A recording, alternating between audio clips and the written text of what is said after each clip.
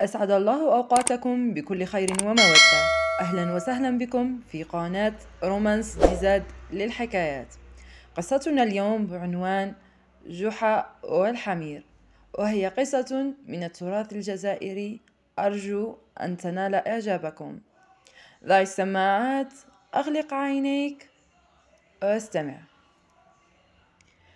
يحكى أن جحا قد اشترى في أحد الأيام 7 حمير من السوق الكبير، ثم ساقهم إلى داره فرحا بما كسبه في نهاره. وبينما هو عائد في الطريق ابتدأ في عدهم عدا دقيقا: 1 2 3 4 5 6.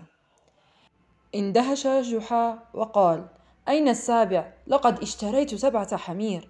وبدأ يعد من جديد: 1 2 3 4 5 6. وكلما كرر العد وجد 6 حمير، فغضب غضبا شديدا وقال: كيف دفعت ثمن 7 حمير ولم آخذ إلا 6؟ ينقص 1. لقد استغفلني البائع الخداع.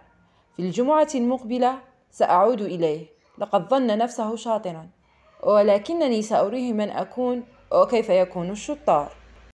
واصل على هذا المنوال إلى غاية وصوله منزله غاضبا متوعدا، فلقيته أخته حليمة ووجدته ساخطا متبرما، وسألته عن سبب ذلك، فأجابها قائلا: إننا في زمن كثر فيه الغش، لا تستطيع الوثوق في أي أحد من الناس. دفعت ثمن 7 حمير واخترتهم وعددتهم بنفسي، ولما خرجت من السوق عددتهم ثانية ولم أجد إلا 6، وقد كان الأوان قد فات لكي أعود إلى ذلك البائع الخبيث. ولكنني سأذهب في الجمعة المقبلة إلى السوق وسيعرف من أكون. إنهم لا يعرفون من هو جحا.